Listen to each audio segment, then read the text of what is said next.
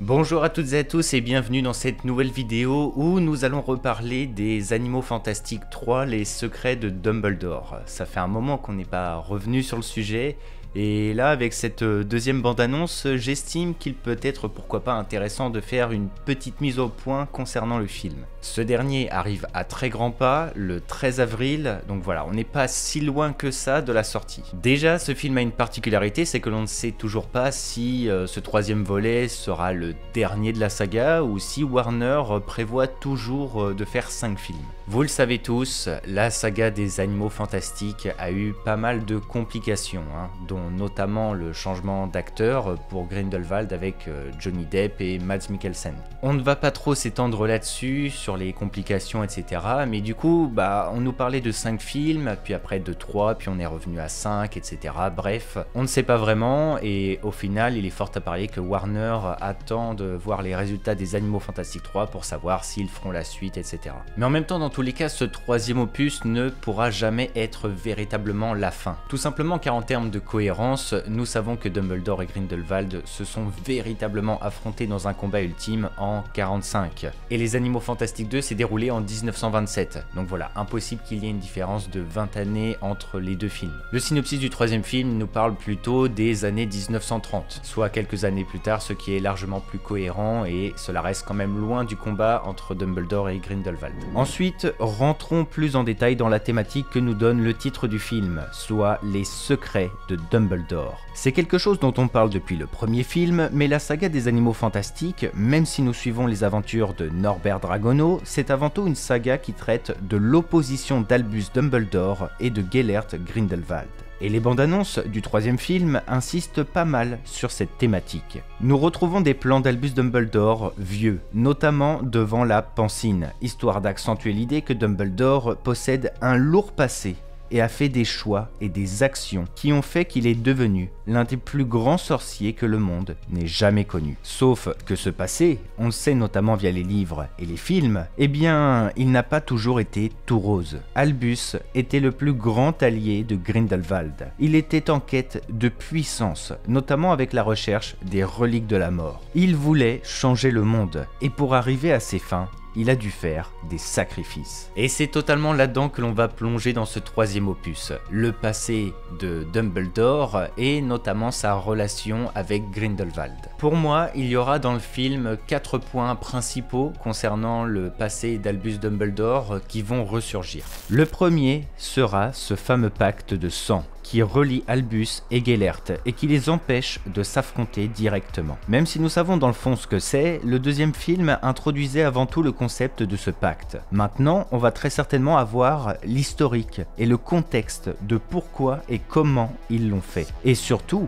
savoir s'il peut être détruit. Moi je vous avoue que personnellement j'émets toujours un doute quant à sa possible destruction. Il est vrai que normalement le point central et final de la saga sera l'affrontement entre Dumbledore et Grindelwald, se concluant sur la victoire d'Albus. Néanmoins, par le biais de la saga Harry Potter, nous savons que Gellert est toujours en vie. Il n'a pas été tué. Il a été enfermé dans sa propre prison à Nurmengard depuis 1945 jusqu'au jour où Voldemort lui rendra visite. D'ailleurs, concernant la baguette de Suro, le film du Prince de Sang Mêlé nous l'avait prouvé. Il ne suffit pas de tuer son adversaire pour qu'elle obéisse à son nouveau possesseur. Il suffit simplement de désarmer son opposant. Donc voilà, après cela reste une idée comme ça. Ensuite, pour moi, toujours concernant le passé d'Albus, la plus grosse partie sera amenée par Abelfort. La présence du frère de Dumbledore dans ce troisième film n'est pas anodine. Nous sommes sur un film dédié aux secrets de Dumbledore. Alors, si Abelfort est là, c'est pour une raison bien précise. Amener la problématique d'Ariana, la petite sœur d'Albus et Abelfort. Ariana est décédée lors d'un affrontement entre Grindelwald, Abelfort et Albus.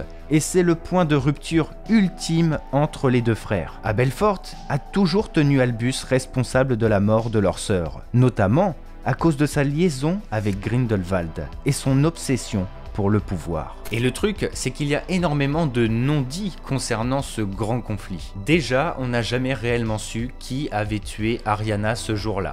Peut-être que c'était Albus, peut-être que c'était Grindelwald, On ne sait pas, et peut-être qu'enfin on aura la lumière sur cette affaire. Ensuite, vous connaissez tous cette théorie qui est devenue un peu réelle dans l'imaginaire collectif, c'est le fait qu'Ariana était en fait un obscurial développant un obscurus. Pour rappel, dans l'histoire de la famille des Dumbledore, Ariana va connaître un tragique accident à l'âge de 6 ans, car elle se fera sévèrement attaquer par des moldus qui l'ont vu pratiquer de la magie. Perceval Dumbledore, le père d'Ariana, Albus et Aberforth, en colère contre les moldus, se vengera et attaquera ces derniers, sauf que cette action le conduira à Azkaban. L'accident, plus l'emprisonnement de son père, va créer chez Ariana un sévère traumatisme qui la fera rejeter ses pouvoirs magiques. Et c'est à l'âge de 14 ans que, dans une énorme crise de fureur et de colère, qu'Ariana tuera sans faire exprès sa mère Kendra Dumbledore. Aberforth et Albus seront donc les derniers parents d'Ariana, sauf qu'Albus, évidemment,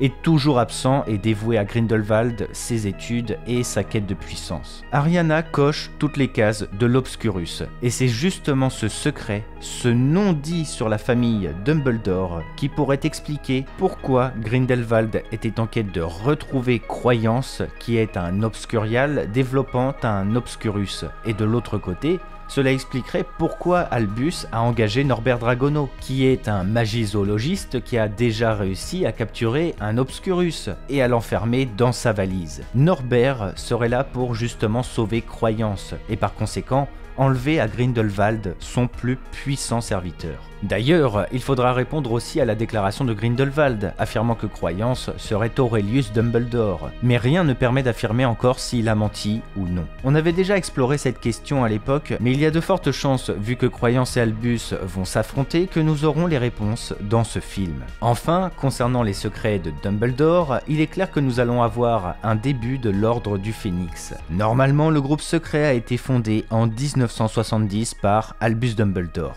pour contrer Voldemort et les Mange-Morts. Sauf que le second film des Animaux Fantastiques nous l'a prouvé par le biais de Nicolas Flamel et de son livre Orné d'un Phénix, il existe déjà à cette époque une équipe secrète dont Albus fait partie. Nous retrouvons notamment Eulalie X, une professeure de l'école de sorcellerie Ilver-Morny, située en Amérique du Nord, et qui sera beaucoup plus présente dans ce troisième opus. Nous avons aussi Liu Tao, un nouveau personnage qui apparaîtra dans le film et qui lui aussi fait partie de cette équipe, puisque nous retrouvons son nom dans le livre de Nicolas Flamel. Liu Tao va d'ailleurs me permettre de faire la transition, puisqu'outre les secrets de Dumbledore, le film semble avoir une très grosse partie dédiée à la politique. Effectivement, en plus d'être un membre de l'équipe secrète de Dumbledore, Liu Tao est également candidat à l'élection au poste de Mogwump suprême, de la Confédération internationale des sorciers. Nous le remarquons par le biais des banderoles où il est écrit en chinois traditionnel qu'il faut voter pour lui. Mais il n'est pas le seul,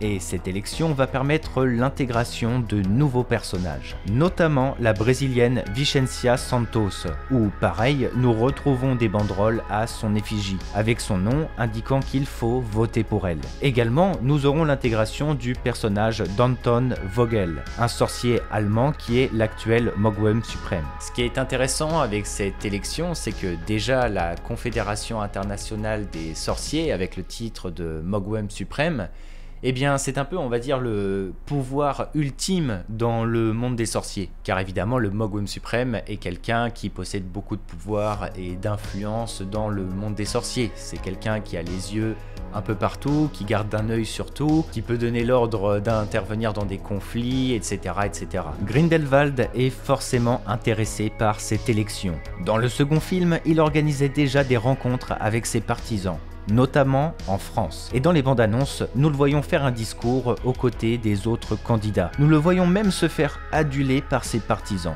Et il y a même un court plan où nous le voyons aux côtés du Mogwump suprême actuel, Anton Vogel. Il est clair pour moi que Grindelwald souhaiterait se faire élire. C'est l'accès au plein pouvoir. C'est le moyen d'amener la guerre contre les Moldus, en réunissant de plus en plus de partisans. Et évidemment, c'est un excellent moyen pour lui d'avoir les yeux rivés sur Albus Dumbledore, et l'isoler seul contre tous sans avoir à l'affronter directement. Donc voilà, il semblerait qu'il y ait deux thématiques principales dans ce film. Une partie dédiée au passé et aux secrets d'Albus Dumbledore et par conséquent Grindelwald, mais également une partie plus actuelle, dédiée à la montée en puissance de Gellert dans le monde des sorciers, avec cette élection et toute la thématique politique internationale.